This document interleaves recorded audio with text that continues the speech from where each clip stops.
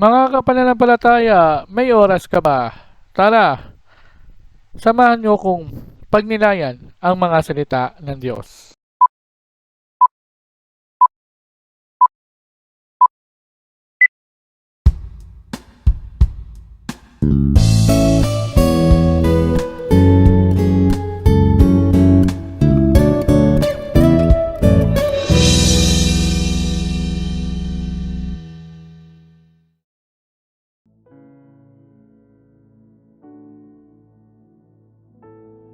Ang mabuting balita ng Panginoon ayon kay San Juan. Noong panahon ngayon, tumuwid si Jesus sa ibayo ng lawa ng Galilea na tinatawag ding lawa ng Tiberias. Sinundan siya ng napakaraming tao sapagkat nakita nila ang mga kababalaghang ginawa niya sa pagpapagaling sa mga may sakit.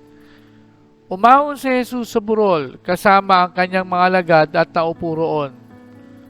Malapit na noon ang pista ng Paskwa ng mga Hudyo. Tumanaw si Jesus at nakita niyang dumarating ang napakaraming tao. Tinanong niya si Felipe, "Saan tayo bibili ng tinapay upang makakain ang mga taong ito?" Sinabi niya ito para sabukin si Felipe, sapagkat alam ni Jesus ang kanyang gagawin. Sumagot si Felipe, "Kahit po halagang 200 dinaryong tinapay ang bilhin, ay hindi sasapat para makakain ng tigkakaunti ang mga tao." Sinabi ng isa sa kanyang mga alagad, si Andres sa kapatid ni Simon Pedro, "Meron po ritong isang batang lalaki na may dalang 5 tinapay at na sibada at 2 isda. Ngunit gaano na ito sa ganyang karaming tao?" "Paupuin ninyo sila," wika ni Jesus. Madamo sa lugar na yaon. Umupo ang lahat, humigit kumulan sa 5,000 ang mga lalaki. Kinuha ni Jesus ang tinapay at matapos magpasalamat sa Diyos, ay ipinamahagi sa mga tao. Gayon din ang ginawa niya sa isda. Binigyan ng lahat hanggang gusto nila. At nang makakain na sila, sinabi niya sa mga alagad, "Tipunin ninyo ang lumabis para hindi masayang."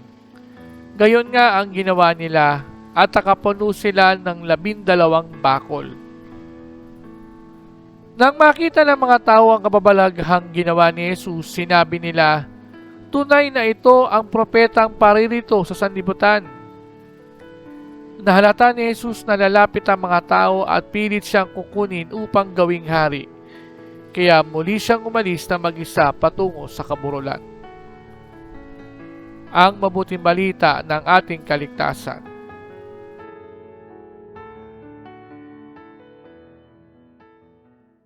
Gaano tayo nagiging mapagbigay? Mga kapananampalataya, tayo ay nasa ika-17 linggo sa karaniwang panahon. Mababasa natin sa ating ebanghelyo ay ang munting pagsubok noong tinanong niya si Felipe. Alam naman ni Jesus ang kanyang gagawin, subalit gusto niya subukin ang kanyang alagad. Kung alam niya ang kanyang gagawin. Sa buhay natin, madalas tayo ay binibigyan ng pagsubok at palaisipan ng Diyos. Dito kasi tinitingnan ang ating kahandaan at katatagan sa isang sitwasyon.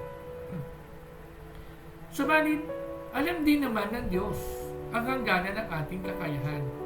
Kung kaya't ang Diyos ay parating nakaagapay sa atin at hindi tayo pinababayaan.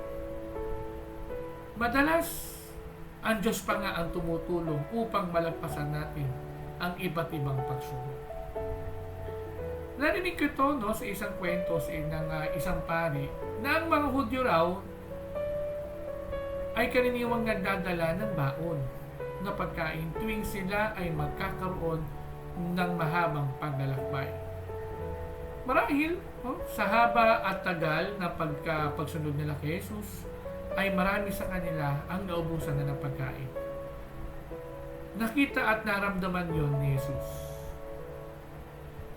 Makikita natin sa Ebanghelyo ang pagiging mapagbigay ng isang bata. Hindi niya iniisip pa kung siya ay magugutom o hindi. Kung siya ay may makakain pa o wala na. Marahil ang iniisip niya ay magbibigay siya ng kusang loob. Maliit man ang kanyang ibinigay, subalit sa kapangyarihan at biyaya ng Diyos, ito ay naparami at napakain ang sobrang dami ng tao. Marami pa nga ang sumobra. Naalala ko yung isang kwento na napanood ko noon sa social media. May isang tao ang nangangailangan. Nakita ng pulubi ang taong ito. Kinuha ng pulubi yung perang napaglimusan niya at ito ay ibinigay niya doon sa taong nangangailangan. Nung tinanong yung pulubi kung bakit niya yung ginawa, ang sagot niya, mas kailangan ng isang yon ang pera. Makukuha din naman niya daw yon sa ibang paraan. Hindi na mahalaga kung ito ay maliit o malaki. Basta, ang importante ay magbibigay tayo ng bukal sa ating puso. Ano mang ibigay natin, gaano man ito kaliit, kapag ito ay pinagsama-sama, sa biyaya ng Diyos, ito ay magiging malaki. Naalala ko yung isang slogan ng isa sa mga proyekto ng ating simbahang Katoliko dito sa Pilipinas, ang Pondo ng Pinoy. Ano mang maliit, basta't manimit, ito'y patungong langit. Kung kaya't anuman ang ating ibigay, ito ay malayo ang mararating. Harinawa, sa buhay natin ay patuloy tayong maging bukas loob. Buong puso tayong tumulong sa lahat ng taong nangangailangan ng ating tulong. Sa putong ito, samahan ninyo ako sa isang panalangin. Panginoon, hipuin mo ang puso ng bawat isa sa amin upang patuloy kaming tumulong sa mga nangangailangan.